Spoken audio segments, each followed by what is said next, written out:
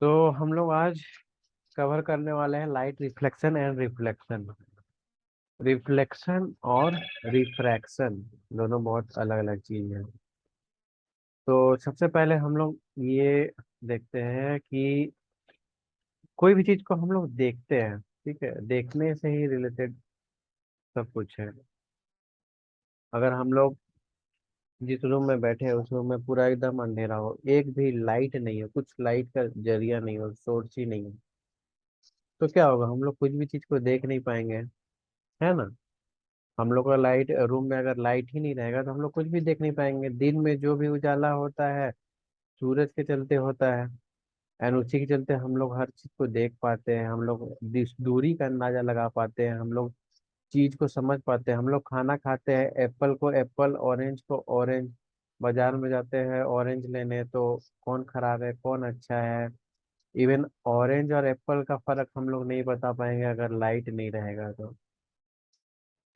तो हम लोग का जो प्रकृति का इवोल्यूशन हुआ, ठीक है, जीव पृथ्वी में जो ऑर्गेनिजम्स का इवोल्यूशन हुआ, देन लाइट को सराउंडिंग को समझने के लिए आई का इवोल्यूशन हुआ।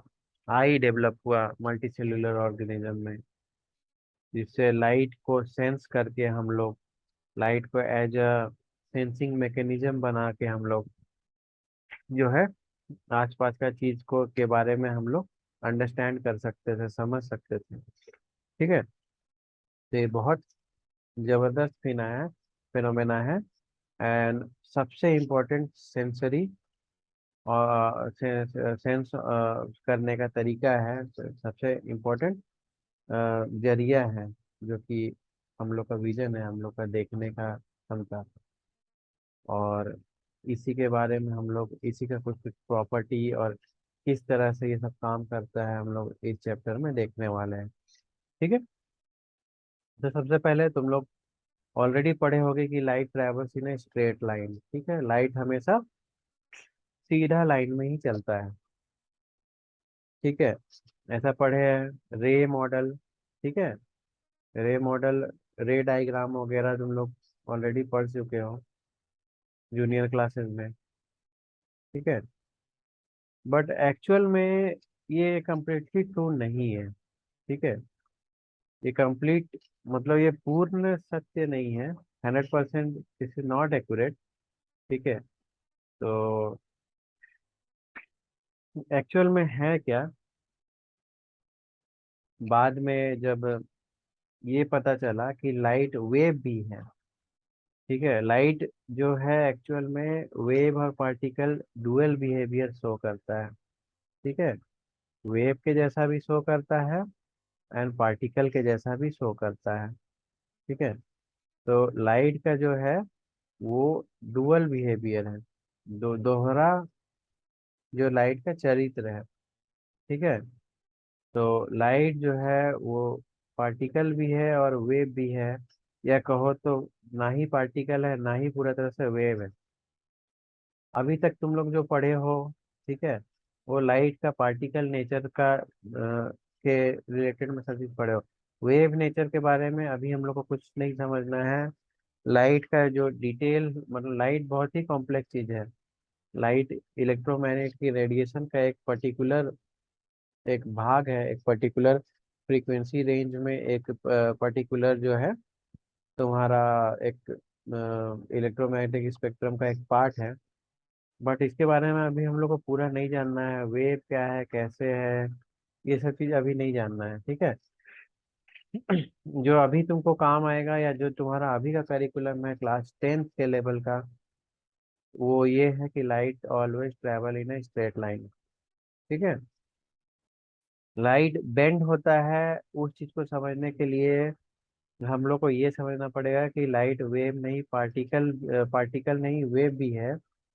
तो बट ये अभी तुम लोग को नहीं जानना है, बस इतना जानना है कि लाइट जो बेंड होता है किसी ओपेक चीज के अराउंड, उस चीज को डिफ्रैक्शन कहते हैं। लाइट बेंड भी होता है, यस, ठीक है। लाइट हमेशा ऐसे जा रहा है तो ऐसे स्ट्रेट लाइन ऐसा जरूरी नहीं है कि होगा, ठीक है।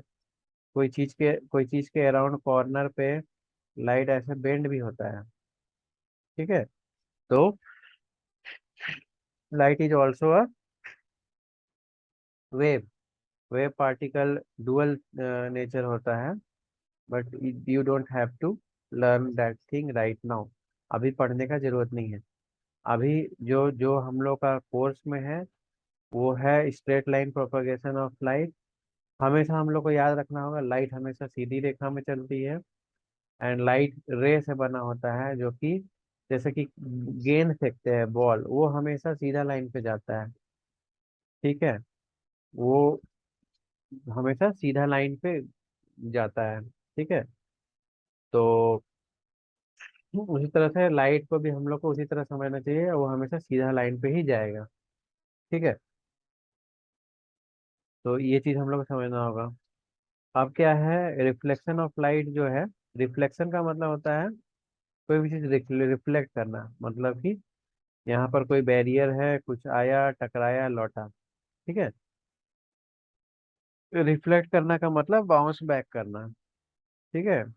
तो उस चीज को रिफ्लेक्शन कहते हैं। लाइट भी गेंद के जैसा, बॉल के जैसा रिफ्लेक्ट करता है।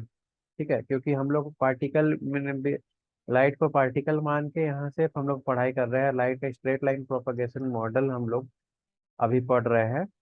And straight line propagation model में ही हम लोग को रिफ्लेक्शन समझना होगा।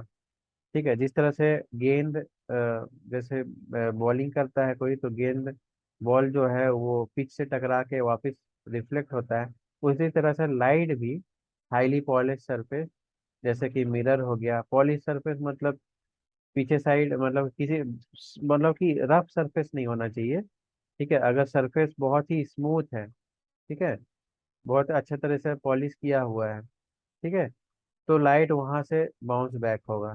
ठीक है। तो इसी को रिफ्लेक्शन कहते हैं। तो इसका तुम लोग अर्लियर क्लास में पढ़े भी होगे। लॉ, बहुत सारा लॉ है, ठीक है, जो कि गवर्न करता है कि रिफ्लेक्शन किस तरह से होगा। तो हमेशा जो एंगल ऑफ इंसिडेंस है, ठीक है, एंगल ऑफ रिफ्लेक्शन के बराबर होता है। ठीक है। एंड इंसिडेंट, जो इंसिडेंट रे और नॉर्मल रे मिरर का जो पॉइंट्स ऑफ इंसिडेंट और रिफ्लेक्टेड रे है, सब सेम प्लेन पे एग्जिस्ट करता है, सेम प्लेन पे। ठीक है। तो इसका कहने का मतलब ये हुआ कि ये जो ये मेरा इंसिडेंट रे हो गया, ये रिफ्लेक्टेड रे हो गया। ठीक है। और ये नॉर्मल बना रहा है किससे, मेरा रिफ्लेक्टिंग सरफेस से, जो पॉलिश सरफेस है। तो ये एंगल और ये एंगल बराबर होगा। ठीक है। ये एंगल और ये एंगल बराबर होगा। और जो नॉर्मल होता है, नॉर्मल मतलब परपेंडिकुलर किसका, जो रिफ्लेक्टिंग रिफ्लेक्टिंग सरफेस है उसका। ठीक है। रिफ्लेक्टिंग सरफेस में तुम परपेंडिकुलर बना लो, और इंसिडेंट रे जहाँ आएगा वो उतना ही एंगल लेके वो बाउंस बैक करेगा। रिफ्लेक्टेड रे मतलब कि जो इंसिडेंट रे क्या है, लाइट इनकमिंग लाइट जो आया, ठीक है, वो उतना ही नॉर्मल से एंगल बना के बाउंस बैक करेगा। तो ये फर्स्ट लॉ है रिफ्लेक्शन का। एंड सेकंड लॉ है कि ये जो प्लेन है ना, इस चीज को प्लेन मानो। ठीक है। ये एक प्लेन है।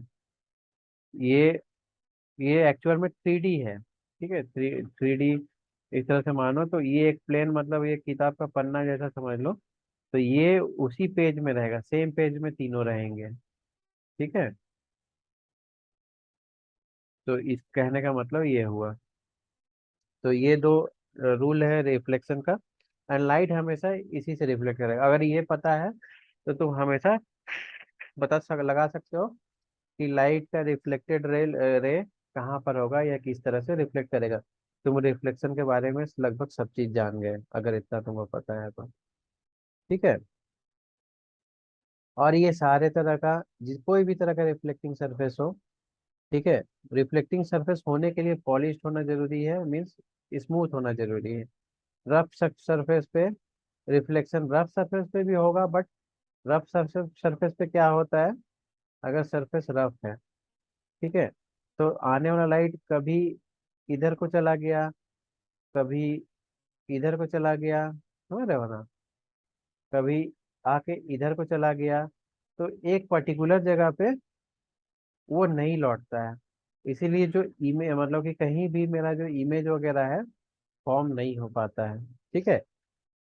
अलग अलग जगह से, एक जगह से रे आने वाला क्या है कि अलग अलग जगह में स्कैटर्ड हो जाता है। इसीलिए रफ सरफेस में मेरा जो लॉज ऑफ रिफ्लेक्शन सेम रहेगा।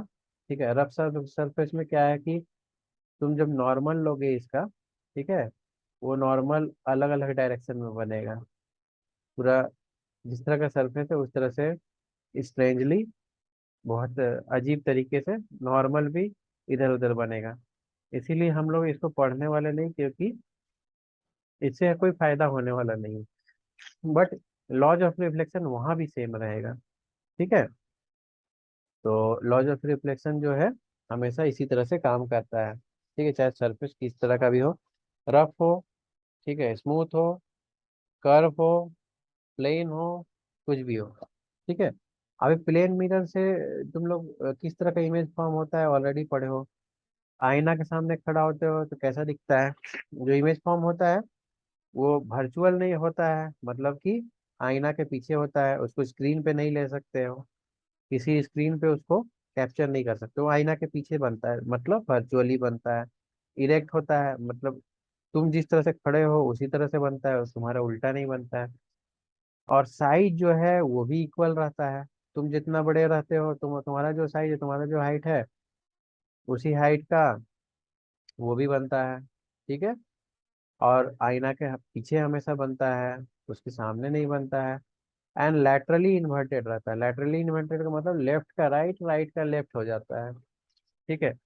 तो ये तुम्हारा प्लेन जो मिरर है, इसमें इस तरह का इमेज फॉर्मेशन होता है। ठीक है। अब ये एक एक्सपेरिमेंट है, ये तुम करके देख सकते हो। अगर स्पून है, ठीक है, एक स्पून स्पून ले लो, उसको तुम कर्व सरफेस मान सकते हो। वो एक स्पून का जो सरफेस होता है कर्व होता है। अब उसमें अपने चेहरा देखने की कोशिश करो, कुछ दिखेगा? देखो उसको, क्या वो छोटा है, बड़ा है, किस तरह का है। अब स्पून को क्या करो, थोड़ा दूर ले जाओ ऐसे करके, हाथ को ऐसे, स्पून जो है ना, अपना फेस के सामने स्पून ऐसे रखो।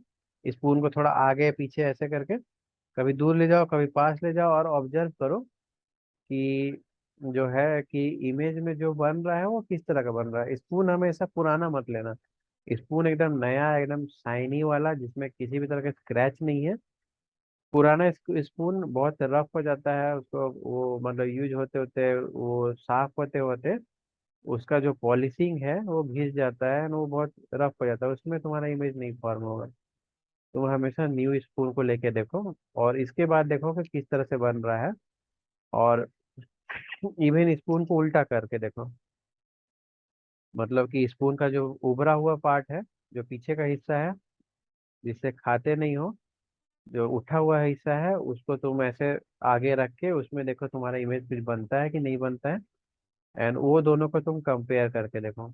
अभी उसी के बारे में हम लोग पढ़ने वाले हैं, स्पून जो कर्व सरफेस में किस तरह से तुम्हारा इमेज फॉर्मेशन होता है। ठीक है। तो स्पून को हम लोग जो है एक तरह का कर्व मिरर हम लोग कंसिडर कर सकते हैं। ठीक है।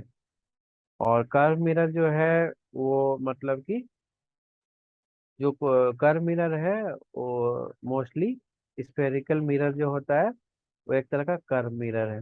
ठीक है। जो कि कंप्लीट स्फेयर होता है। ठीक है। जो स्फेरिकल मिरर और कर्व मिरर में, कर्व मिरर मतलब किसी भी तरह का कर्व हो।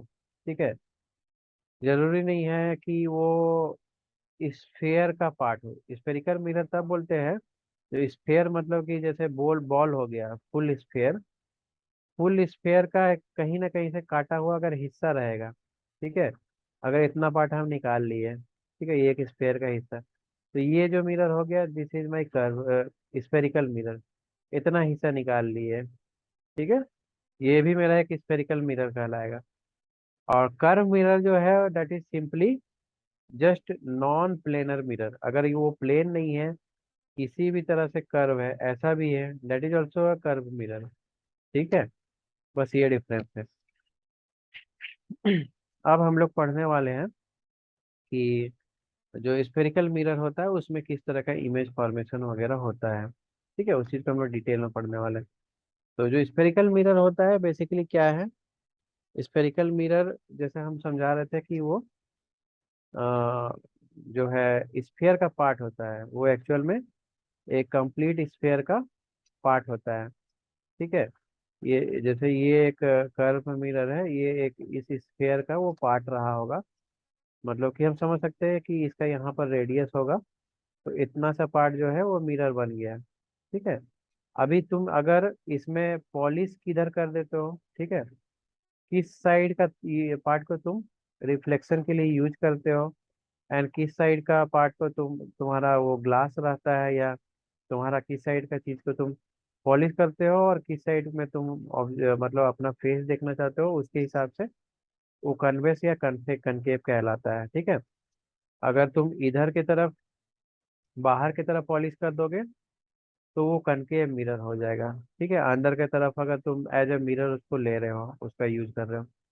ठीक है। और अंदर बाहर की तरफ अगर तुम मतलब कि मिरर ऐसा है, अंदर की तरफ अगर तुम पॉलिशिंग कर दोगे और बाहर का तुम रिफ्लेक्टिंग सरफेस यूज करोगे एज ए मिरर, तो ये कन्वेक्स कहलाएगा। ठीक है। तो कन्वेक्स, कनकेव और both part of spherical mirrors. ठीक है।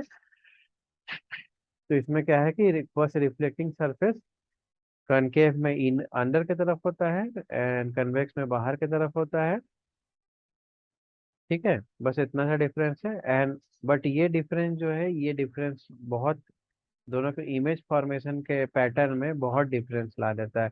हम लोग वो सब देखने वाले हैं। ठीक है।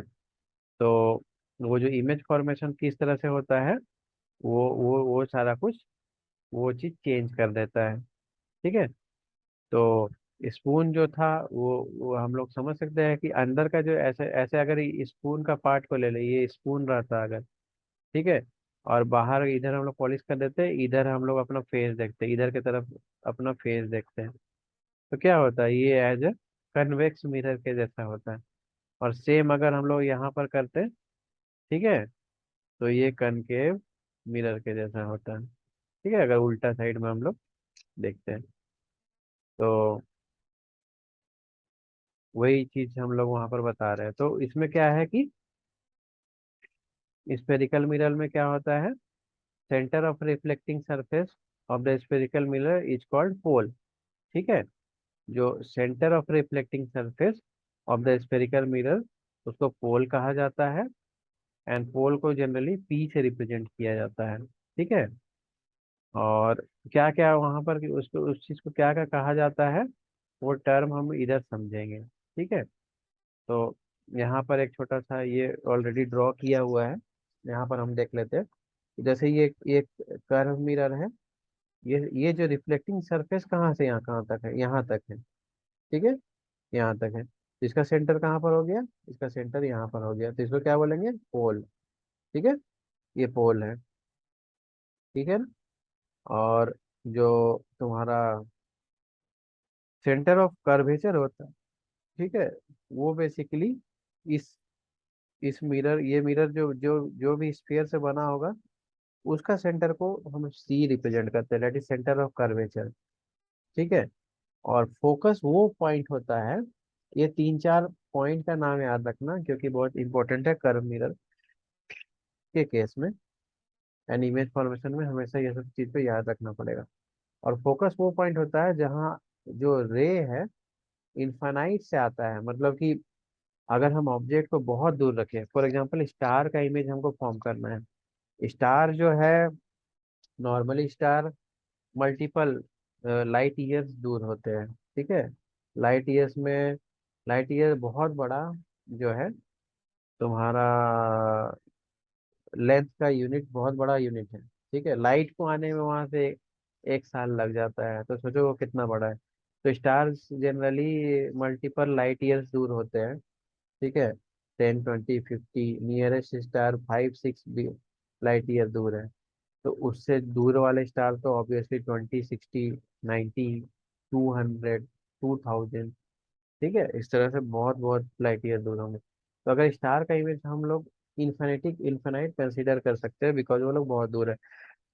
तो उनका इमेज उनसे जो आ रहा है वो रे ऑलमोस्ट पैरेलल बिहेव करेगा। ठीक है, बहुत दूर से रे ट्रेवल करके आ रहा है, इतना छोटा सा जगह में, तो वो पैरेलल बन जाता है। एंड वो जो इमेज जहाँ पर फॉर्म होता है उसको हम लोग फोकस बोलते हैं। ठीक है। तो अभी यहाँ पर देखते हैं बुक में क्या लिखा है, बुक के हिसाब से चलते जाते हैं। ठीक है। तो रिफ्लेक्टिंग सरफेस जो है वो पार्ट ऑफ स्फेयर रहता है, मैंने बता दिया। स्फेयर का जो सेंटर रहता है उसको सेंटर ऑफ कर्वेचर बोलते हैं, सी से रिप्रेजेंट करते हैं। ठीक है। और जो रिफ्लेक्टिंग सरफेस के बाहर में जो सेंटर ऑफ कर्वेचर होता है वो लाई करता है, क्योंकि वो तो part of the original sphere है। जो जो स्फेयर वो रिफ्लेक्टिंग सरफेस से जो स्फेयर बनता, या ऐसा समझो कि वो रिफ्लेक्टिंग सरफेस किसी स्फेयर से काट के निकाला गया है। ठीक है। तो वो स्फेयर का जो सेंटर है वो सेंटर ऑफ कर्वेचर है, तो ऑब्वियसली वो रिफ्लेक्टिंग सरफेस के बाहर लाई करेगा। ठीक है। नाउ ये जो है उसको रेडियस ऑफ कर्वेचर बोलते हैं, वो जो डिस्टेंस है, ठीक है, पोल से,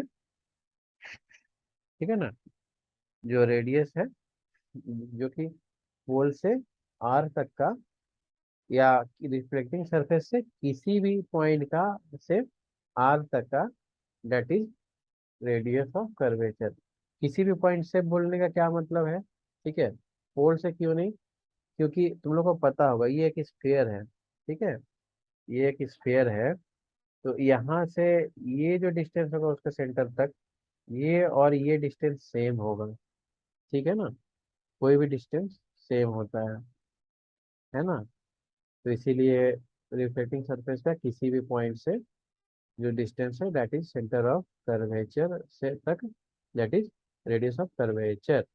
ओके। एंड आर से रिप्रेजेंट करते हैं। एंड डिस्टेंस जो है पी से सी तक का, ठीक है, अभी सी क्या है, सेंटर ऑफ कर्वेचर को हम सी से रिप्रेजेंट करते हैं। ठीक है।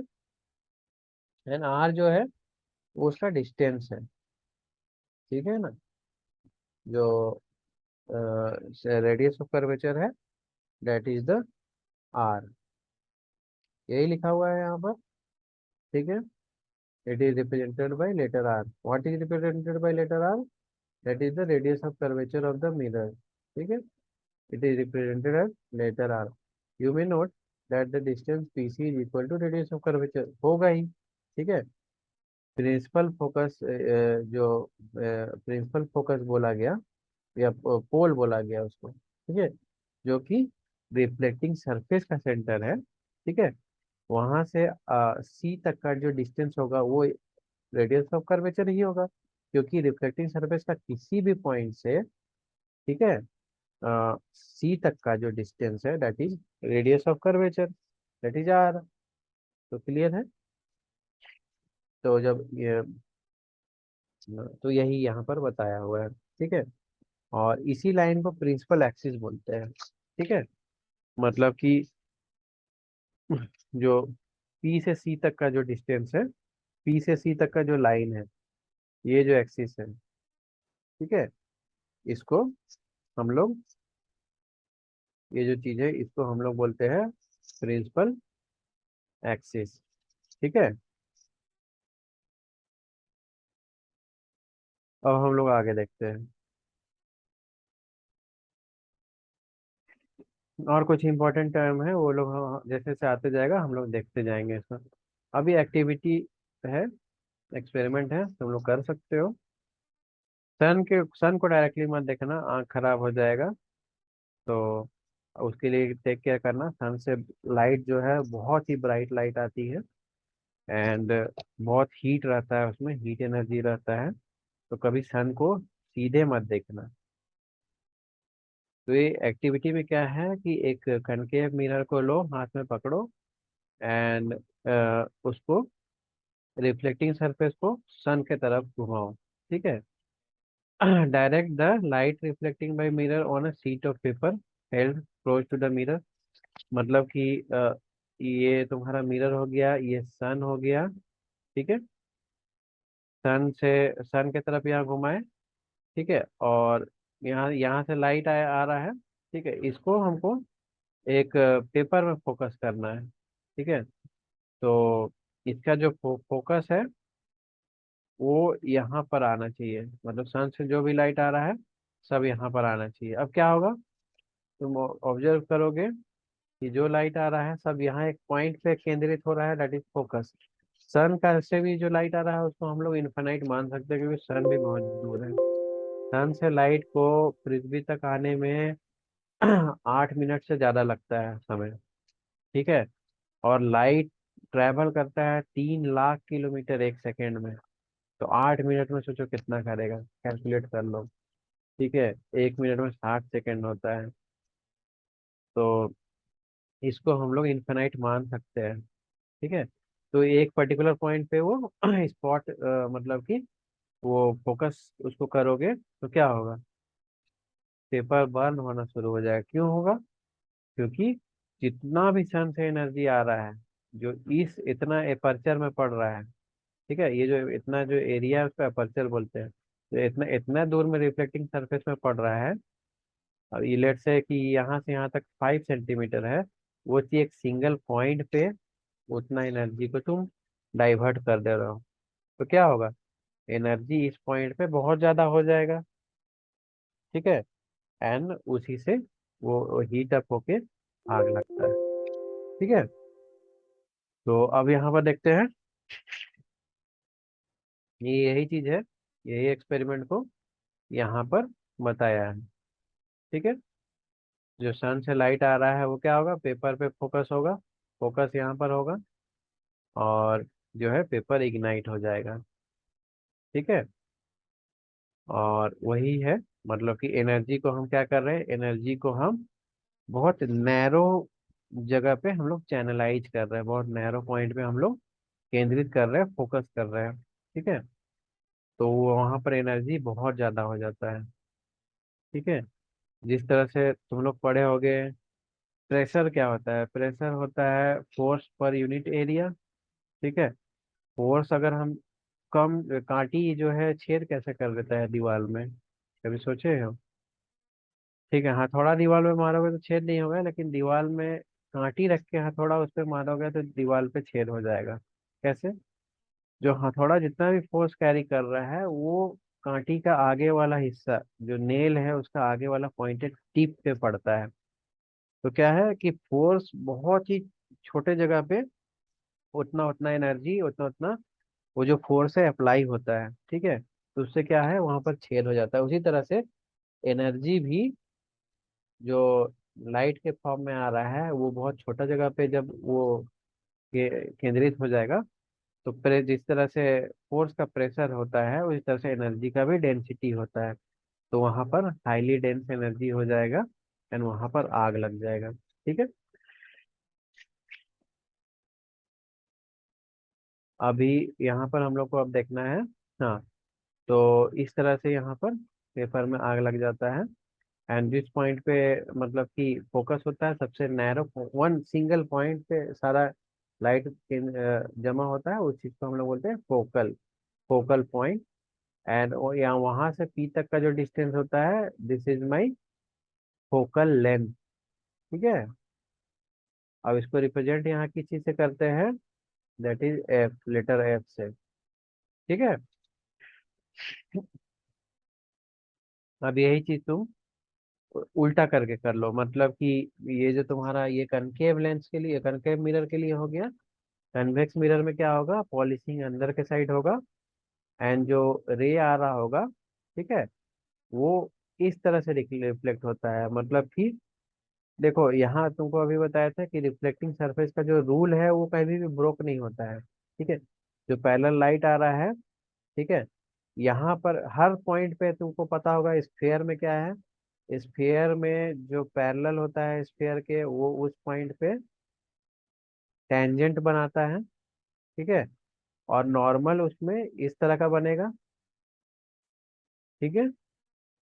तो जो इधर से आया वो उतना ही एंगल बना के गया। तो ये चीज तुम्हारा लॉज ऑफ रिफ्लेक्शन हर जगह फॉलो होता है। एंड वही फॉलो होके ये सारा, मतलब कि यूनिक यूनिक इमेज फॉर्मेशन हम लोग अभी देख रहे हैं, वही वही सब रूल के हिसाब से। एंड सेम जब कन्वेक्स मिरर के साथ करते हो, सेम चीज यहाँ टेंजेंट में उसका नॉर्मल होगा, उसका मतलब कि जो सरफेस से पैरेलल जो लाइन होगा वो ये होगा, एंड सरफेस से परपेंडिकुलर जो होगा पॉइंट वो ये होगा। मतलब लाइट आके इस तरह से घूम जाएगा, ठीक है, इन्फिनाइट से आके उस तरह से घूम जाएगा, बट वो अपेरेंटली दिखेगा कि वो कहीं और से आ रहा है, दैट इज लेंस के अंदर से, मतलब मिरर के अंदर से आ रहा है। क्योंकि सारा जो है, जितना भी लाइट आके वो बाहर की तरफ मुड़ जाएगा, यहाँ से आएगा तो यहीं से ये लौट जाएगा, यहाँ से अगर आएगा तो ये ऐसे यहाँ से एंगल बना के लौट जाएगा। जितना दूर पे एंगल बनाएगा उतना ही ज्यादा, मतलब कि ये फ्लेयर अप होके लौटेगा, ठीक है। और एकदम अगर फोकस इसमें पी पे पड़े तो सीधा पी पे इधर से आके ऐसे आके लौटेगा भी ऐसे ही, ठीक है। तो ऐसा अपेरेंटली दिखेगा, ठीक है, कि वो मिरर के अंदर से वो जो लाइट का जो रे है वो ओरिजिनेट हो रहा है। और इसीलिए जो ऐसा लगेगा कि वो अंदर की ओर है, ठीक है। तो इसीलिए यहाँ पर रियल इमेज फॉर्मेशन नहीं होगा, ठीक है। मतलब कि यहाँ पर लगेगा कि इमेज कहीं पर अंदर में फॉर्म हो रहा है, बट वहाँ पर एक्चुअल में इमेज फॉर्म हो ही नहीं रहा होगा, ठीक है। रियल और वर्चुअल में डिफरेंस ये है कि रियल में हम एक्चुअल स्क्रीन पे इमेज को देख सकते हैं। अगर हम यहाँ फोकस में हम स्क्रीन लगाए तो मेरे को यहाँ दिखेगा, वो जो छोटा सा डॉट दिखता है वो क्या है, वो बेसिकली सन ही है। वो सन का ही एक इमेज है, ठीक है। जो कि पेपर को बर्न कर दिया, ऐसे छोटा सा स्पॉट जो दिख रहा है दैट इज सन, ठीक है। उसका इमेज इतना छोटा सा बन रहा है, एंड वो इमेज इतना ज्यादा इंटेंस है कि उसमें पेपर में आग लग जाता है। सेम चीज यहाँ पर हम स्क्रीन डालेंगे तो नहीं होगा, क्यों? क्योंकि लाइट का रे यहीं से मुड़ रहा है, बट ऐसा लग रहा है, ऐसा दिख रहा है कि अंदर से आ रहा है, बट वो रियल नहीं है। इसीलिए जो कन्वेक्स होता है, ठीक है, कन्वेक्स होता है, उसका जो प्रिंसिपल फोकस होता है वो रियल नहीं होता है, ठीक है। वो लेटर एफ से रिप्रेजेंट किया जाता है, एंड वो जो फोकल लेंथ होता है दैट इज इनसाइड, ठीक है। और ये चीजें अब यहाँ पर देखते हैं। रिफ्लेक्टिंग सरफेस जो है स्पेरिकल मिरर का बाई एंड लार्ज स्पेरिकल, ठीक है, मतलब कि स्पेरिकल होता है और उसका एक सर्कुलर आउटलाइन होता है, डायमीटर होता है जो अपर्चर कहलाता है, ठीक है। मतलब ये रिफ्लेक्टिंग सरफेस हो गया तुम्हारा, ये मिरर हो गया तुम्हारा, ठीक है। एंड ये मिरर का जो ये जो रिफ्लेक्टिंग सरफेस है ना, इस चीज को पूरा का पूरा को अपर्चर बोलते हैं, ठीक है। ठीक तो ठीक है ना, ये जो पूरा का पूरा ये है, दिस इज अपर्चर, ठीक है। Diameter of the reflecting surface is called aperture. Reflecting surface का डायमीटर जो है, डायमीटर मीन्स ये हो गया, ठीक है। रिफ्लेक्टिंग सरफेस थोड़ा गड्ढा होके होगा, लेकिन जो जो उसका डायमीटर है वो इस तरह से होगा, and this would be the aperture, ठीक है। The diameter of reflecting surface of the spherical mirror it called its aperture। तो ये सब पॉइंट याद रखना, ये सब definition. Distance M N represent the aperture, ठीक है। अब यहाँ पर एम और एन के बीच में जो डिस्टेंस है, ठीक है, वो अपर्चर कहलाता है। सो यहाँ पर तुम कंफ्यूज मत होना कि ये जो बोल रहे हैं कि ये मिरर है और ये उसका एक्चुअल डिस्टेंस यहाँ ऐसे स्ट्रेट लाइन पे होगा, और यहाँ पर थोड़ा सा गड्ढा है, ठीक है, बिकॉज ये स्फेयर का पार्ट है। बट एक्चुअल में क्या होता है कि जनरली जो जो स्फेयर होता है वो बहुत बड़ा होता है, ठीक है। बहुत बड़ा होता है मीन्स इसका सेंटर ऑफ कर्वेचर जो होता है वो बहुत बड़ा होता है। तो मिरर ऑलमोस्ट लाइक फ्लैट जैसा ही होता है, ठीक है। मिरर ऑलमोस्ट फ्लैट के जैसा होता है, तो इसीलिए उसका डायमीटर और ये जो डिस्टेंस है एम एन का, वो सेम ही तुम लोग एज्यूम कर सकते हो, सेम ही एज्यूम किया जा सकता है, ठीक है।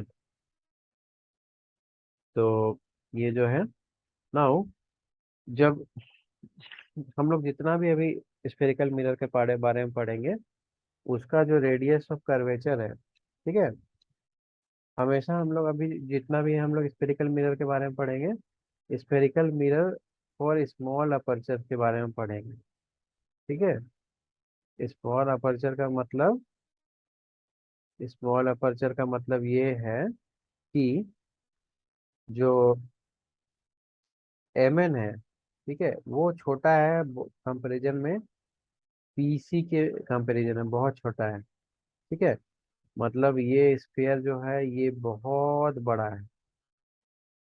ठीक है, बहुत बड़ा स्फीयर का वो एक छोटा सा हिस्सा है। ठीक है, तो ये इतना सा मिरर है बस। तो स्मॉल अपर्चर मिरर के बारे में ही हम लोग यहाँ पर पढ़ रहे हैं।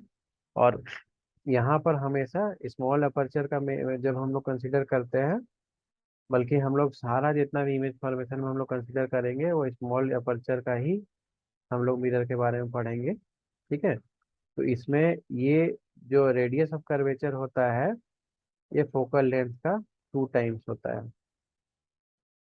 ठीक है, मतलब focal length, sorry, focal length जो होता है वो रेडियस ऑफ अपर्चर का 2 टाइम्स होता है। ठीक है, मतलब R = 2F।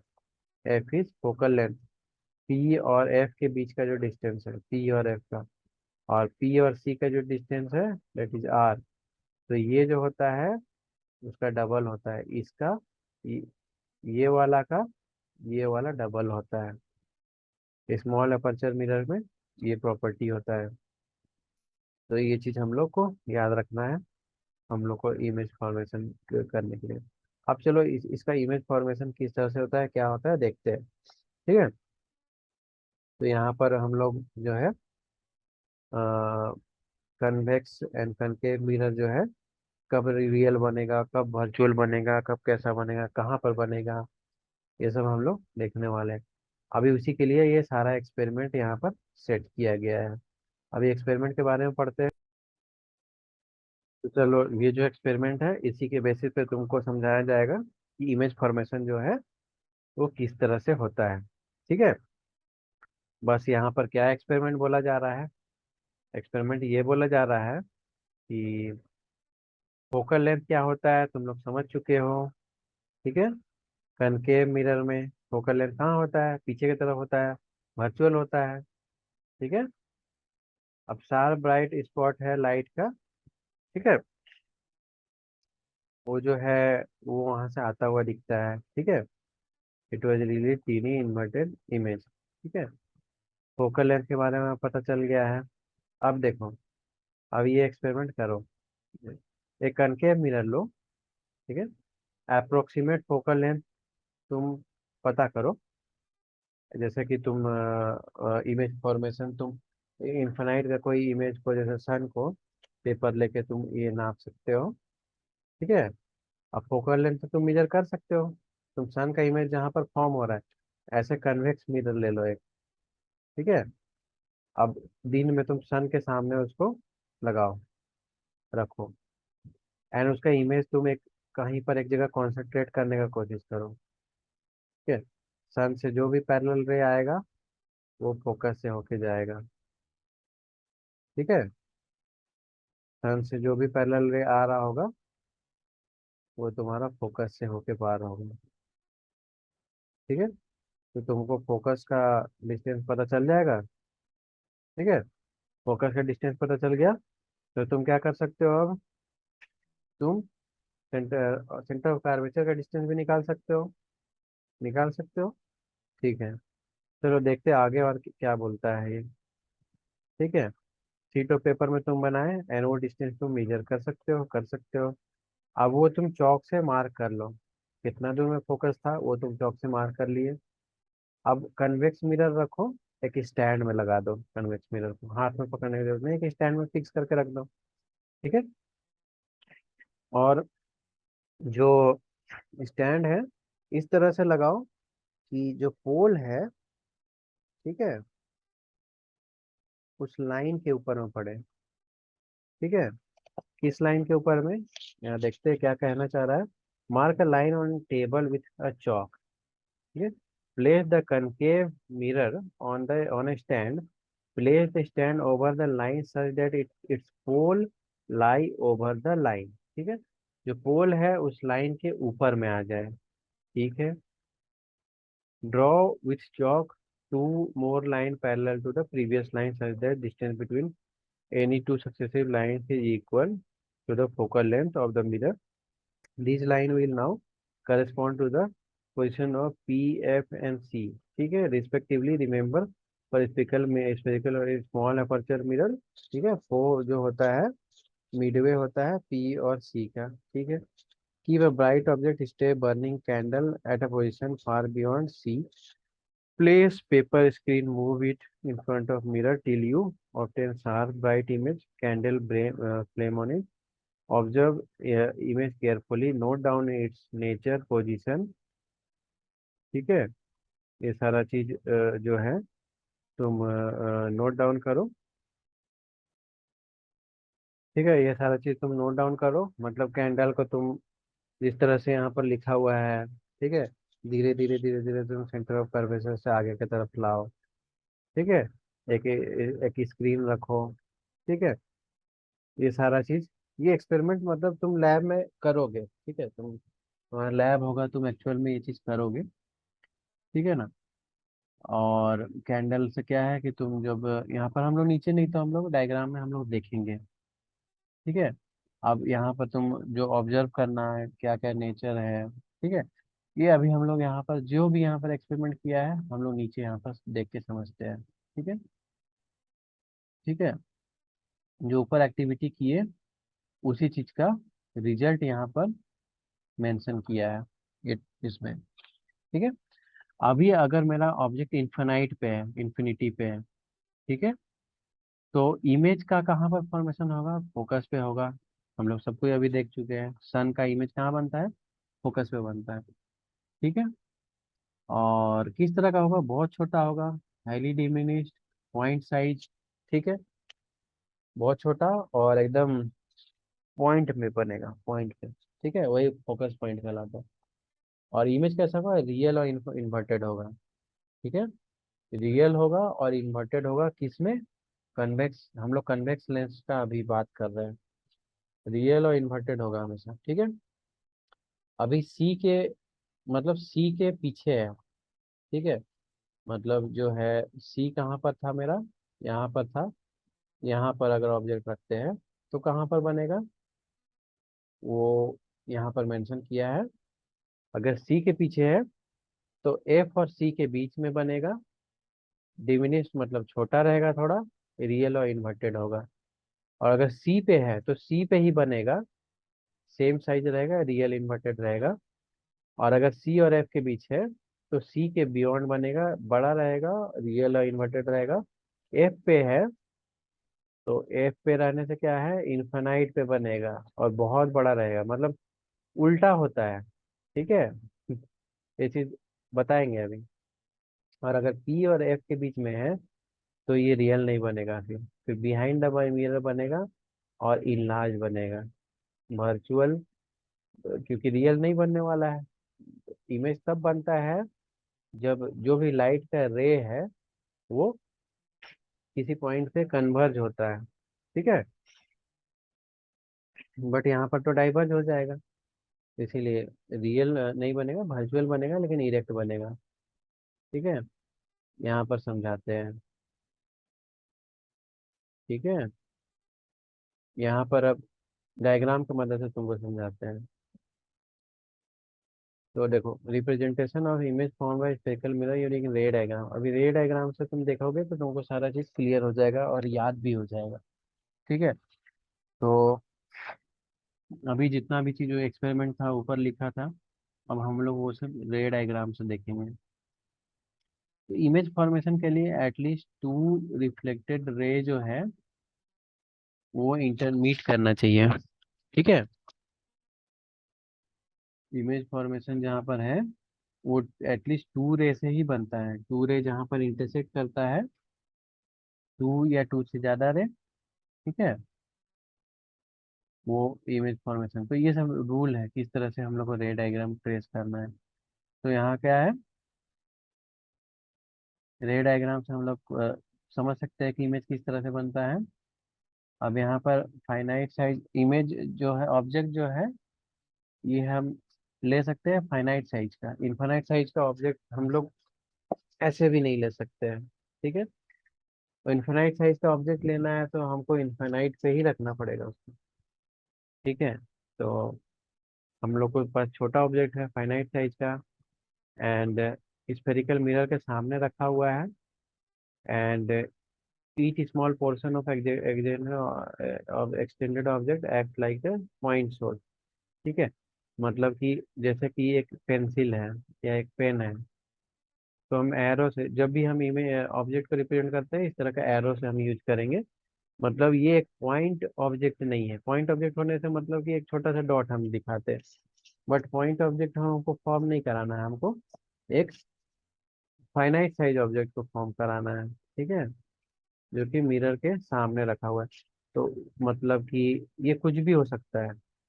ठीक है, एक आदमी भी खड़ा हो सकता है, बट सिंपलिसिटी के लिए, ताकि हम लोग अच्छे से समझ भी सके और किस तरह से इमेज बनता है, अगर हम एक एरो के बारे में समझ सकते हैं तो किसी और चीज के बारे में भी हम लोग समझ सकते हैं। ठीक है, तो हम लोग एक एरो यूज करने वाले हैं। ठीक है, यहाँ पर ये उसका सारा रूल है, जो भी समझेंगे, एंड उसके बाद हम इमेज फॉर्मेशन देखने वाले हैं।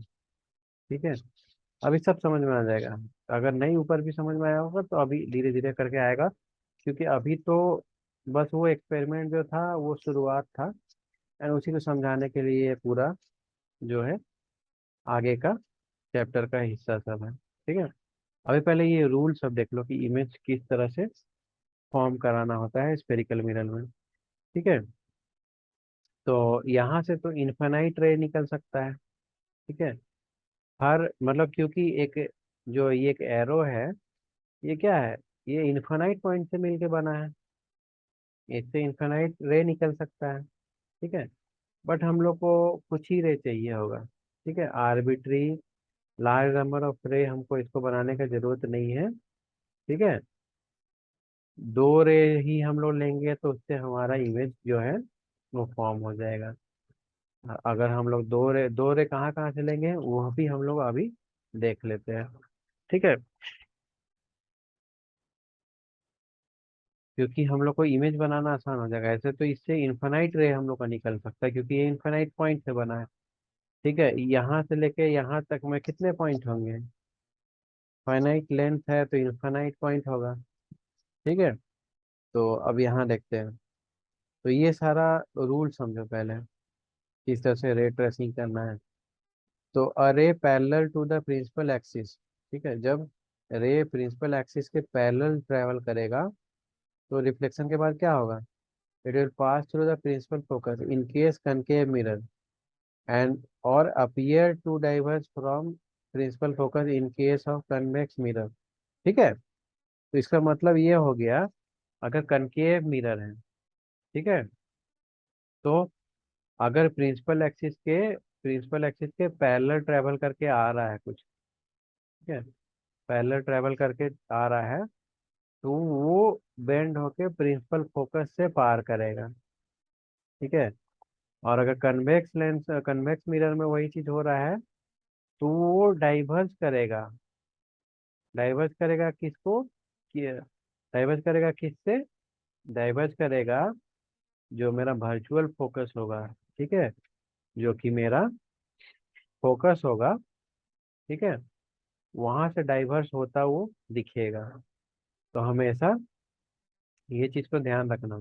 ठीक है, जो कन्वेक्स के केस में क्या होगा, appear to diverge from principal focus, ये ऐसा लगेगा कि यहाँ से डाइवर्स होके जा रहा है, यहाँ से ओरिजिनेट होके जा रहा है, मतलब इसी पॉइंट से ये निकला था, ऐसा बिहेव को मतलब कि बाहर से देखने से लगेगा। ठीक है, तो ये चीज है इसका मतलब। ठीक है, अब ये हो गया प्रिंसिपल एक्सिस से अगर पैरेलल में रे चल रहा है तो। नाउ सेकेंड कंडीशन देखते हैं, a ray passing through the principal focus of a concave mirror or ray which is directed towards the principal focus of a convex mirror। ठीक है। अगर प्रिंसिपल फोकस से वो पार हो रहा है, अगर प्रिंसिपल फोकस से पार हो रहा है, ठीक है, तो क्या होगा, तब वो पैरेलल बन जाएगा। हमेशा देखो ना, रे ट्रेसिंग में उल्टा होता है। पिछला यहाँ पर क्या देख रहे थे, यहाँ रे पैरेलल ट्रेवल करके आ रहा था तो फोकस से पार कर रहा था। लाइट जिधर से आया उधर ही से लौटता है, ये हमेशा याद रखना। ठीक है। तो यहाँ पर क्या है, यहाँ पर अभी फोकस से होके जाता था, अभी फोकस से होके आ रहा है तो क्या होगा, पैरेलल होके लौट जाएगा। ठीक है।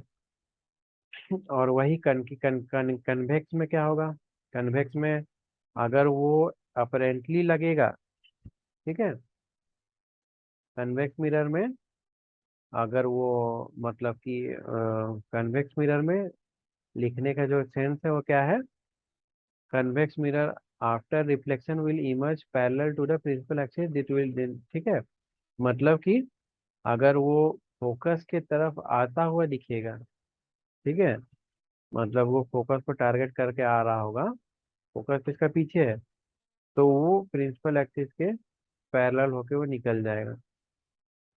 ठीक है। सिंपल है, मतलब ऊपर जो किए बस उसका हम यहाँ पर उल्टा किए। ठीक है।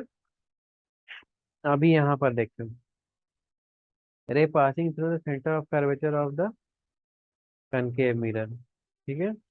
अभी सेंटर ऑफ कर्वेचर में बहुत सिंपल रोल है, अगर जैसे आया वैसे लौटा। ठीक है। जैसे आया वैसे लौटा। ठीक है। क्यों, क्योंकि जो रेडियस ऑफ कर्वेचर है हमेशा इसके परपेंडिकुलर होता है।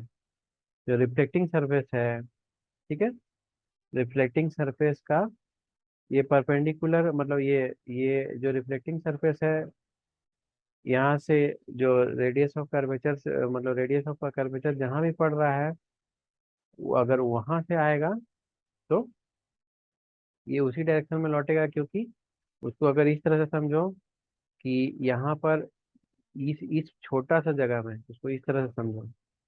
बहुत सिंपल, अगर तुम डिटेल समझ गए, तुम फंडामेंटल समझ गए, तो तुम दुनिया जीत गए। अभी क्या है कि इतना छोटा सा जगह को तुम समझ सकते हो कि प्लेन मिरर है। ठीक है, समझ सकते हो। और ये प्लेन मिरर का जो जो नॉर्मल जो ये डायरेक्शन है, टेंजेंशियल डायरेक्शन, वो ऐसे है। एंड उस पे जो नॉर्मल डालते हैं वो सेंटर ऑफ कर्वेचर से होके जाता है। तो जब नॉर्मल पे ही उसका जो ये है रे आएगा, मतलब कि इंसिडेंट रे 0 डिग्री रहेगा नॉर्मल से, तो लौटेगा भी 0 डिग्री के साथ ही। ऑब्वियस सी बात है। ठीक है। और वही कन्वेक्स में क्या होगा, कन्वेक्स में उसका उल्टा होगा, वह उल्टा कुछ नहीं होगा उसमें भी वैसे ही लौटेगा। उल्टा इन द सेंस ये होगा कि वहाँ अपरेंट हो जाएगा, मतलब वहां पर क्या है कि सेंटर ऑफ कर्वेचर अंदर की ओर है, बट अगर वहां जाता हुआ दिखेगा तो इसका मतलब है कि वो टकरा के उसी डायरेक्शन में लौटता हुआ भी दिखेगा। तो यहाँ सारा जो प्लेन मिरर का जो लॉज ऑफ रिफ्लेक्शन है ना, जो दो लॉज ऑफ रिफ्लेक्शन पढ़े थे हम लोग, क्या क्या था, एक बार फिर से देख लेते हैं। यहाँ पर हम लोग का लॉज ऑफ रिफ्लेक्शन था। ठीक है। पहला बात, इंसिडेंट रे जो है और रिफ्लेक्टेड रे जो तुम्हारा नॉर्मल है उससे इक्वल एंगल बनाएगा। ठीक है। एंड दूसरा, ये जितना भी नॉर्मल इंसिडेंट रिफ्लेक्टेड रे, ये सारा सेम प्लेन में होगा। बस यही दो लॉ पे पूरा दुनिया चलता है ऑप्टिक्स का। ठीक है। तो अभी हम लोग उसी को समझते हैं, उसी को समझने के लिए इतना तामझाम है। ये स्पेशल केस है। ठीक है। यहाँ पर भी तुम देखो, तो देखो यहाँ पर भी जो लॉ ऑफ रिफ्लेक्शन है वही फॉलो हो रहा है। पैरेलल आया तो यहाँ पर के हिसाब से जो जो यहाँ टेंजेंट के हिसाब से यहाँ पर नॉर्मल यहाँ बनता है, तो एंगल बना के वो फोकस से जाएगा। ठीक है, सब जगह सेम चीज फॉलो हो रहा है, यहाँ पर भी वही फॉलो हो रहा है। फोकस आया तो यहाँ कर्वेचर में क्या है कि इंसिडेंट रे 0 पे रहेगा तो रिफ्लेक्टेड भी 0 पे जाएगा। और अगला जो जो कि लॉ है वो है कि ray incident oblique to the principal axis towards a point, ठीक है, अब पोल पे सीधा पड़ेगा, ठीक है ना, प्रिंसिपल एक्सिस के, अगर ऑब्लिक रहेगा प्रिंसिपल एक्सिस से एक सर्टेन एंगल बना के आएगा, तो वो एंगल बना के लौट भी जाएगा, बट नहीं। ठीक है, और सेम चीज यहाँ पर अपेरेंटली होता, यहाँ अपेरेंट होता दिखेगा नहीं, क्योंकि मतलब कि यहाँ पर ये सिंपली यहाँ पर प्लेन मिरर का जैसा कॉन्सेप्ट लग जा रहा है, तो यहाँ और कुछ नहीं है। अब यहाँ पर हम लोग इमेज फॉर्मेशन करेंगे। ठीक है, अभी क्या था, इमेज फॉर्मेशन यहाँ सीधा, यहाँ समझो, अब ये कन्वेक्स के लिए है, आगे देखो यहाँ पर कनकेव के लिए हम लोग, कनकेव के लिए दिया है कि नहीं, वो हम लोग देखते हैं, आगे दिया होगा तो बताएंगे, अगर बस लिखा होगा तो हम रिटर्न को ही बता देंगे। चलो कनकेव के लिए पढ़ते हैं। ठीक है, सिंपल रे डायग्राम क्या कैसे होगा, अभी मेरा सिंपल हम ये बता देते हैं ऑब्जेक्ट कहाँ कहाँ पर हो सकता है। ऑब्जेक्ट मिरर के सामने तो बहुत सारा जगह है। ठीक है, मिरर के सामने पी से लेके पूरा इन्फिनाइट तक हम ऑब्जेक्ट को कहीं भी रख सकते हैं, या कोई भी ऑब्जेक्ट को हम लोग चूज कर सकते हैं। बट जो जोन है, अलग अलग जोन पे अलग अलग तरह से बिहेव करेगा। पहला जोन तो हो गया पी से एफ के बीच का जोन, दूसरा जोन हो गया सी से एफ के बीच का जोन, एंड तीसरा सी से इन्फिनाइट का जोन। तो ये तीन जोन पे हम लोग इमेज इधर उधर घुमाएंगे, एंड उसी इमेज के हिसाब से हम लोग इमेज फॉर्मेशन भी करेंगे। तो जब इन्फिनाइट पे है तो दो पॉइंट हम लोग लेंगे, दो पॉइंट कौन कौन सा, दो पॉइंट ये सा। ठीक है, दो पॉइंट कौन कौन सा, कोई भी दो पॉइंट, एक यहाँ का ले लेते हैं चलो, ये यहाँ से रे गया, और रे कहाँ जा रहा है, प्रिंसिपल एक्सिस के पैरेलल, तो कहाँ से लौटेगा, फोकस से लौटेगा। एक ये पॉइंट का लेते हैं, यहाँ से जा रहा है, ये भी सेंटर प्रिंसिपल एक्सिस के पैरेलल जा रहा है, कहाँ से लौटेगा, फोकस से लौटेगा। तो इमेज कहाँ बना, फोकस पे बना। कैसा बना, छोटा बना, डिमिनिश्ड है मतलब छोटा, पॉइंट साइज बना। ठीक है, इन्वर्टेड हमेशा, रियल इमेज जो बनेगा कन्वेक्स लेंस में वो इन्वर्टेड रहेगा, उल्टा। ठीक है, मतलब इधर एरो था तो यहाँ छोटा, लेकिन ये पॉइंट साइज बन रहा है ना, तो यहाँ पर इन्वर्टेड ऐसे भी पता नहीं चलेगा, लेकिन वो उसका ट्रू नेचर जो है वो इन्वर्टेड ही रहेगा। तो ये हो गया। अभी हम थोड़ा सा इन्फेनाइट से थोड़ा नजदीक ले आए, मतलब सी से अभी भी दूर है, बट इन्फेनाइट से इधर की ओर है, इन्फेनाइट पे नहीं है। अभी हम, चलो कोई दूसरा दो दो टू रेज ले लेते हैं। ठीक है, तो यहाँ इसको पैरेलल रन कराते हैं। ठीक है, तो जब यहाँ से पैरेलल जाएगा तो कहाँ से पास होगा, वो फोकस से पास होगा।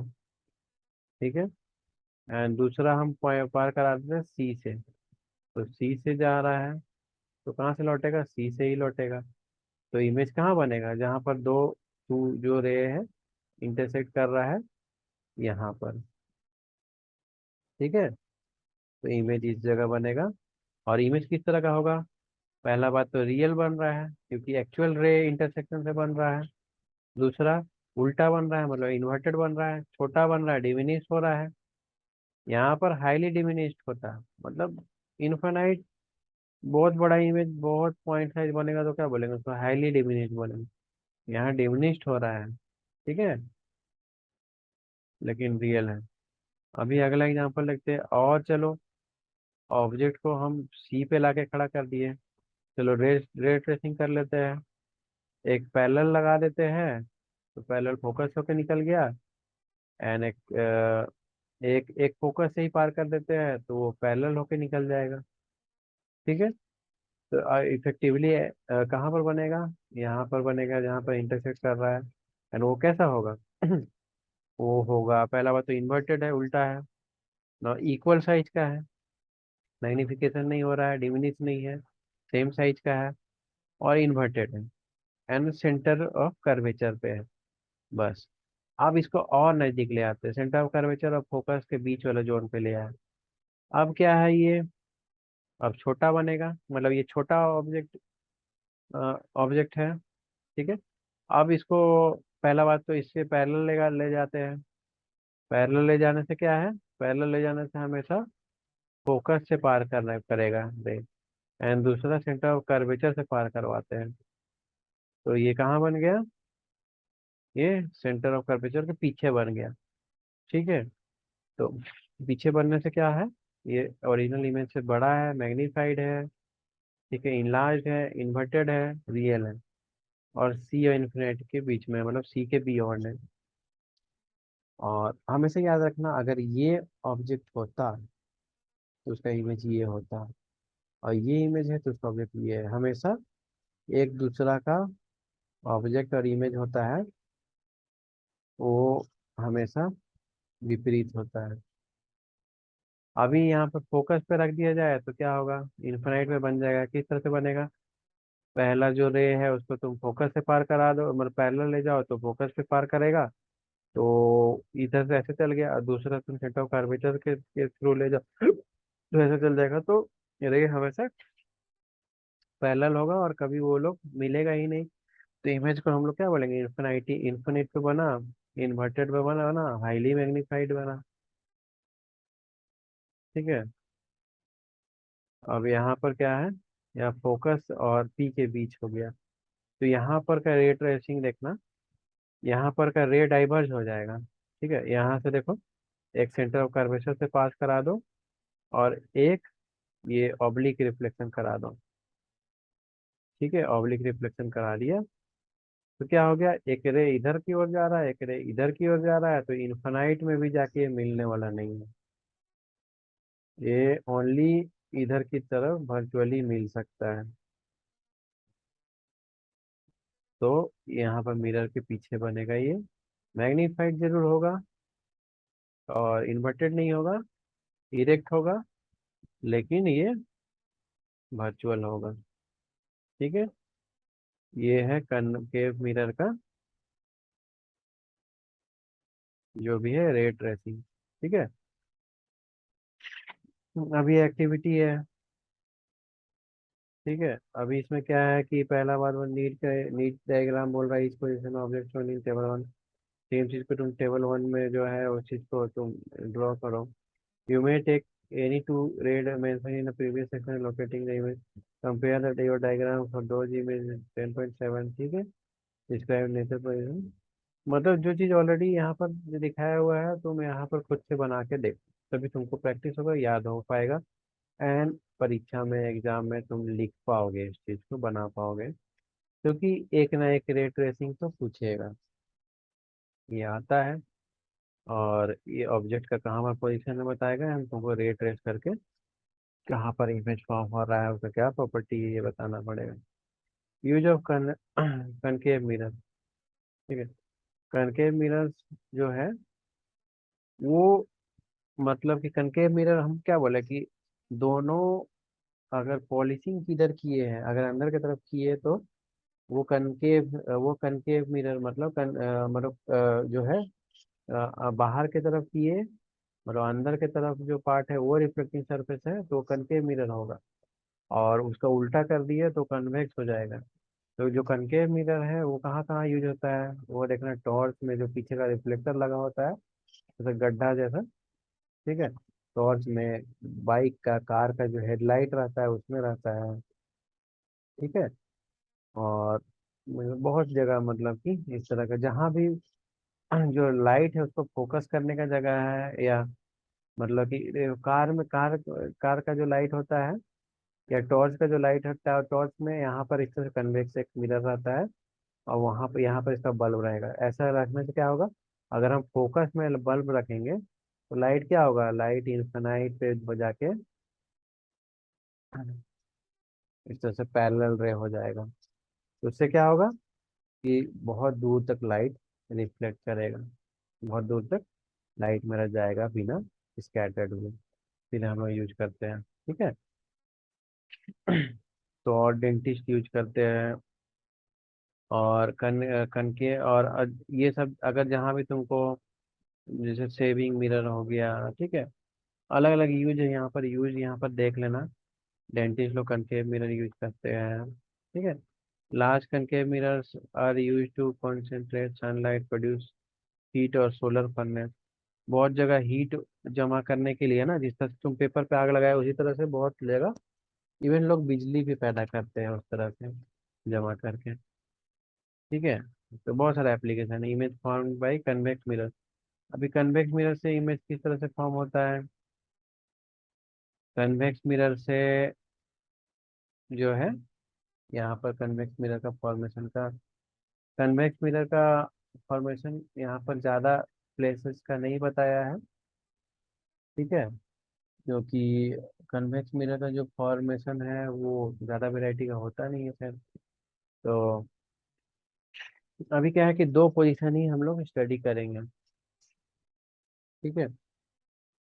वो है ऑब्जेक्ट स्टडिंग, मतलब कि दो पोजीशन। अगर इन्फिनाइट पे हो ऑब्जेक्ट तो फोकस पे बनेगा। ठीक है। वर्चुअल, वर्चुअल बन रहा है, एक्चुअल रे नहीं मिल रहा है, वर्चुअल बन रहा है। और इन्वर्टेड बन रहा है, सॉरी इरेक्ट बन रहा है, इन्वर्टेड नहीं बनेगा इसमें। ठीक है। और हाईली डिमिनिश बन रहा है। ठीक है। और सेम अगर किसी भी बी पॉइंट पे रहेगा, ठीक है, इन्फिनाइट पे नहीं रहेगा।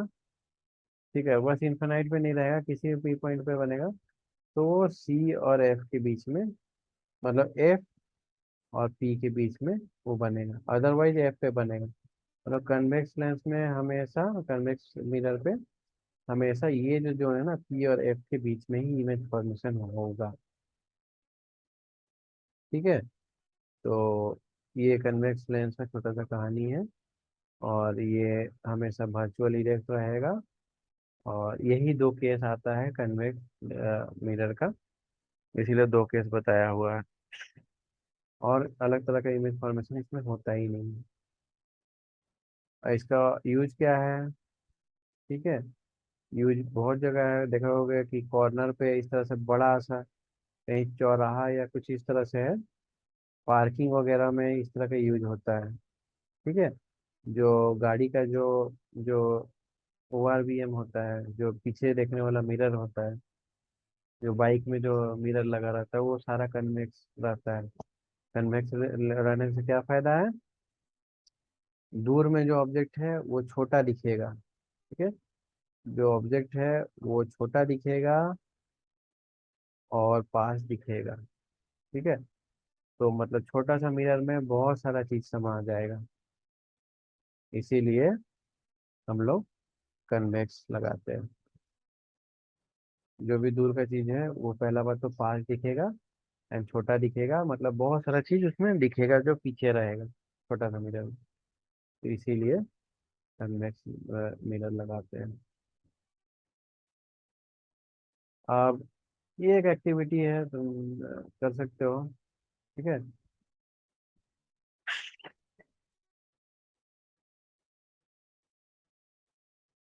मिरर से अब ये सारा खेल खिलवाड़ के लिए बताया गया है। तो मिरर के बारे में जान ही गए हो।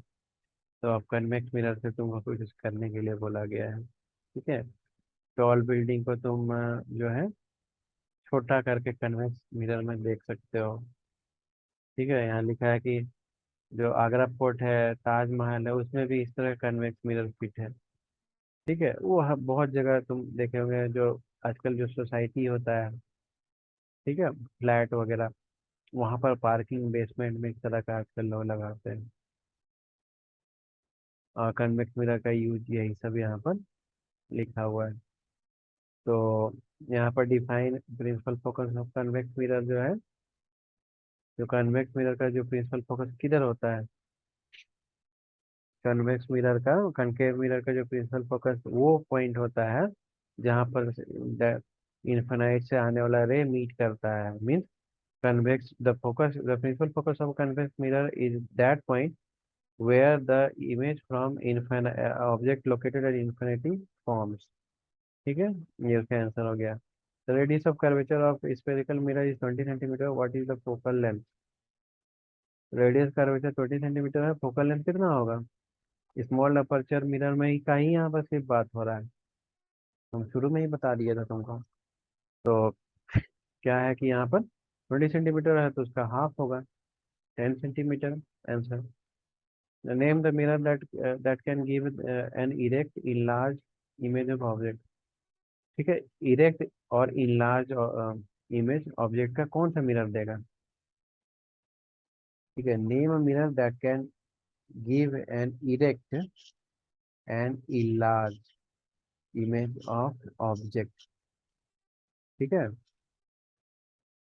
इमेज जो है वो इनलार्ज होना चाहिए और इरेक्ट भी होना चाहिए, मतलब इमेज छोटा नहीं होना चाहिए। तो कन्वेक्स में तो सारा जो इमेज है वो तो छोटा होता है।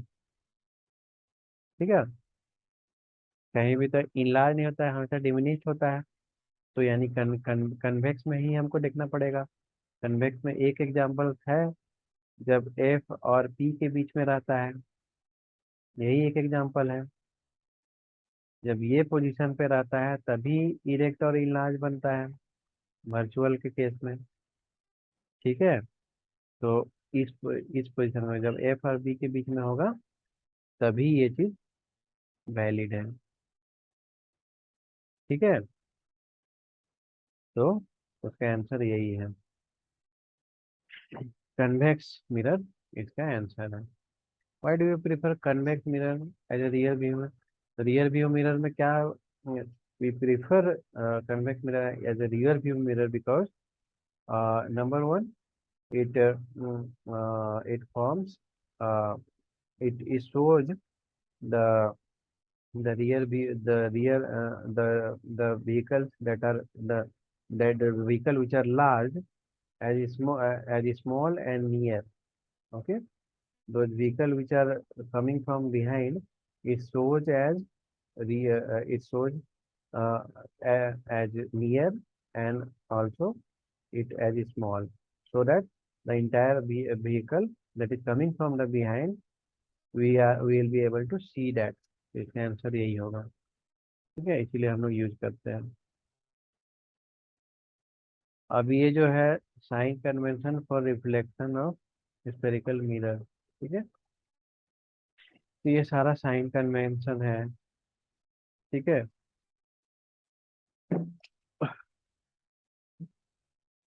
X x x Y.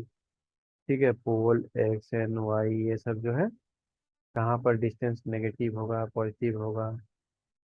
ठीक है ना, ये सब हम लोग साइन कन्वेंशन, ये चीज तुम देख लो। ठीक है, sign convention for reflection of spherical mirror while dealing with the reflection of light by spherical mirror, we shall follow the set of sign convention। ठीक है, ये साइन कन्वेंशन फॉलो करने से क्या है कि किसी तरह का कोई कंफ्यूजन नहीं होगा।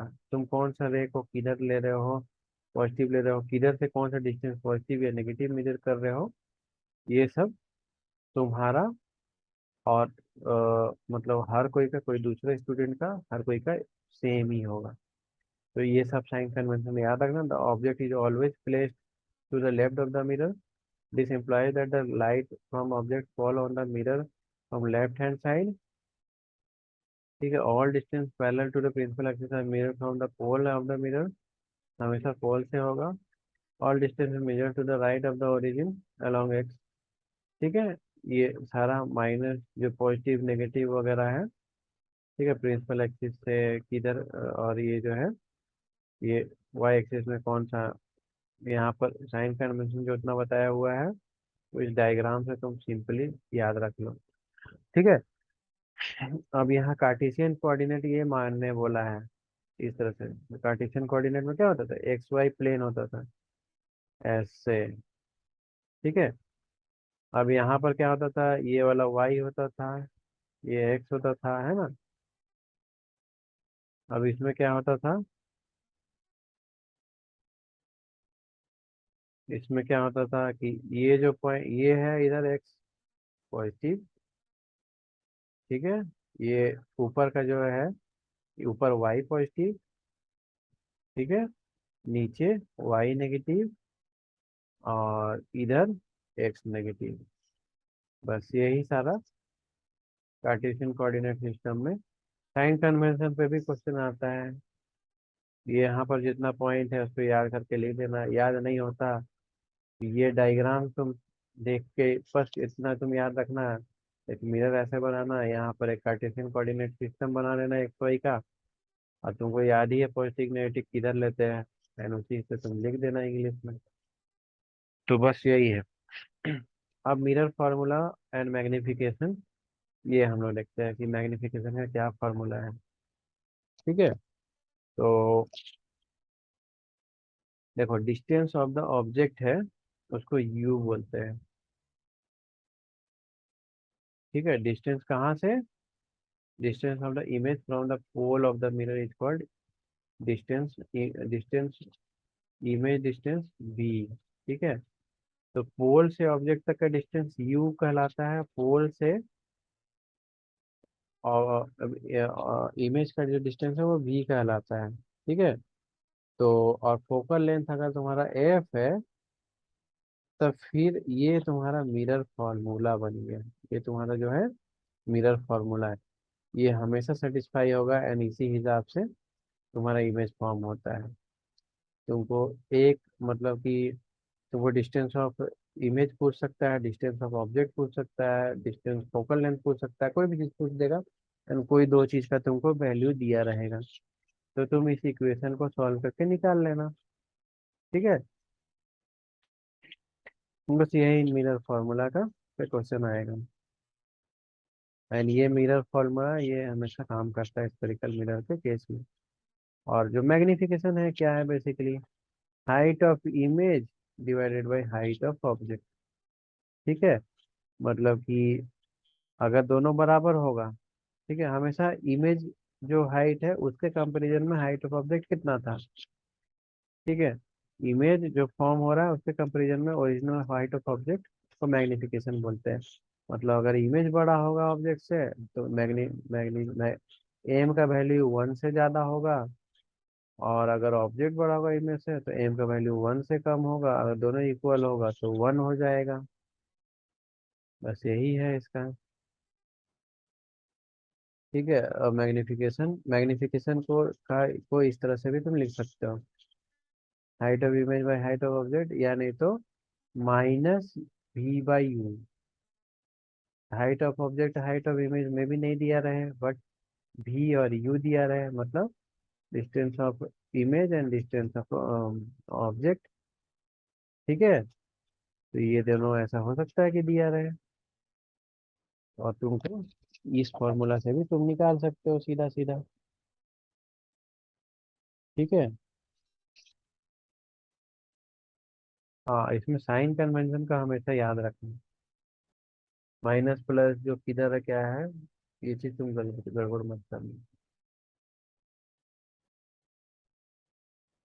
और दूसरा बात है कि मैग्निफिकेशन अगर नेगेटिव होता है, ठीक है, उसका मतलब है कि इमेज नेगेटिव साइन मैग्निफिकेशन में आ रहा है, इसका मतलब है मैग्निफिकेशन जो है वो रियल है। ठीक है। और पॉजिटिव साइन है इमेज वर्चुअल है। बस। ठीक है। वो अपने आप कैलकुलेट करोगे आगे। अब ये क्वेश्चन देख लो, सिंपल क्वेश्चन क्या पूछ रहा है, बस यहाँ पर देखो, तुम नीचे मत देखना। पहले क्या क्या दिया है उसको लिख लेंगे। The convex mirror used for rear view mirror automobile has radius of curvature 3 metre. ठीक है। तो तुम्हारा आर दिया हुआ है। The bus is located at 5 meter from the mirror, find the position nature और साइज ऑफ इमेज। ठीक है, सिंपल है। तुमको ऑब्जेक्ट का डिस्टेंस दिया है, यू दिया है, और आर दिया है। ठीक है। रेडियस ऑफ कर्वेचर कन्वेक्स है, तो यहाँ फोटो बना लो सिंपल। कन्वेक्स, इसका सेंटर ऑफ कर्वेचर किधर होगा, यहाँ होगा। ठीक है।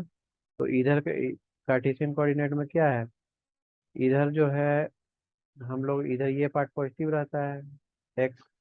अब बस किधर है, बस यहाँ पर है 5 मीटर। ठीक है। तो बस इसलिए नेगेटिव हो गया। अब हमको निकालना है image distance and H, image का जो हाइट है। अब मैग्निफिक ये फॉर्मूला बैठाओ। पहले तुम एफ फोकर एफ निकाल लो, एफ निकल गया 1.5 मीटर। ठीक है। अब इस फार्मूला में तुम जो मिरर फार्मूला है वो लगाओ, यहाँ से तुम निकाल लोगे v, और v पॉजिटिव है इसका मतलब कि ये वर्चुअल है, ठीक है, और मिरर के पीछे बन रहा है, और मैग्निफिकेशन जो है वो भी पॉजिटिव आ रहा है, ठीक है।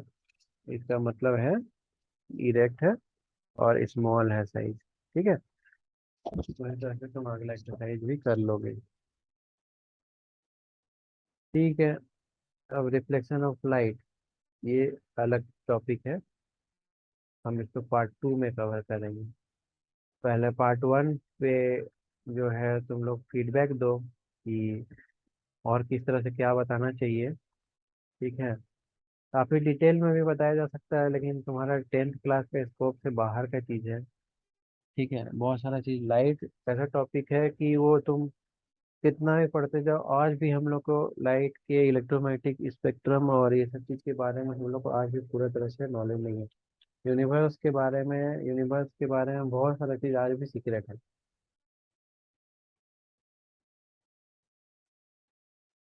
लेकिन तुम्हारे जो करिकुलम में, कोर्स में जितना स्कोप में है,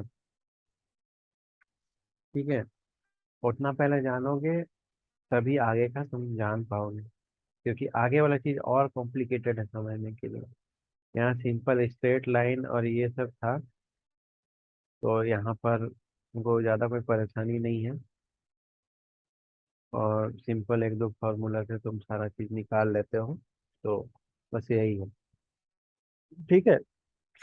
तो अब मिलते हैं रिफ्लेक्शन ऑफ लाइट।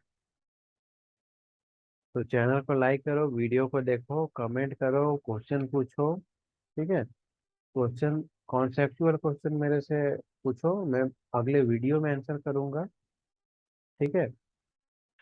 मैं वीडियो में उसको एक्सप्लेन करूंगा इवन कि रिफ्लेक्शन ऑफ लाइट होता है, या reflection of light, reflection of light, किसी भी चीज़ से, कोई भी पर्टिकुलर चीज़ पे कॉन्सेप्चुअल क्वेश्चन पूछो मेरे से, ठीक है। मैं उसको वीडियो में आंसर करूंगा, या नहीं तो तुमको कमेंट में आंसर करूंगा, ठीक है। और मोटिवेट करो मेरे को कि मैं, और जो है मेरे पास और भी ढेर सारा काम है, लेकिन हमको लगता है कि आज जितना भी आज ट्यूटोरियल और जितना भी लोग आज ऑनलाइन पढ़ा रहे हैं, ठीक है, एजुकेशन आज के डेट में बहुत ज़्यादा कमर्शियली एक्सप्लॉइट हो गया है, ठीक है। लोग बहुत ही, मतलब कि जिस एजुकेशन को जिस तरह से होना चाहिए था, मेन उद्देश्य उद्देश्य इसका होना चाहिए था कंसेप्ट, और जो जो फिजिक्स है, फिजिक्स का मेन ब्यूटी, साइंस का मेन ब्यूटी है कि हम लोग यूनिवर्स के बारे में कितना इन डेप्थ अंडरस्टैंडिंग रखते हैं, और कितना हम लोग उससे जान पाते हैं, नया तरह का जानकारी डिराइव कर पाते हैं। और नया तरह का जानकारी डिराइव करने से नया तरह का टेक्नोलॉजी हम लोग बना पाएंगे, ठीक है। और नया तरह की टेक्नोलॉजी बनाने से क्या है कि और हम लोग साइंस के बारे में, ब्रह्मांड के बारे में, दुनिया के बारे में जान पाएंगे। तो ये फोकस ना होके लोग का फोकस बहुत ज़्यादा मटेरियलिस्टिक हो गया है, बहुत ज़्यादा एग्जाम में मार्क्स लाना है, और ये बस यही। तुम्हारा मार्क्स ऑब्वियसली आएगा अगर तुम्हारा कॉन्सेप्ट क्लियर रहेगा, तुम ठीक से पढ़े रहेंगे रहोगे, तुमको एग्जाम के दिन आखिरी मोमेंट में तुमको किताब देखने का भी जरूरत नहीं है, ठीक है। तुम अगर कंसेप्ट, जो जो जो चीज़ है उसको तुम बाई हार्ट तुम बहुत अच्छे तरीके से अंडरस्टैंडिंग रखोगे, तो कोई दिक्कत नहीं है। एंड तुम्हारा आगे चल के, तुम्हारा 12th के बाद अच्छे, अगर तुम इंजीनियरिंग करना चाहते हो, अच्छा IIT NIT ये सब में भी तुम्हारा हो जाएगा।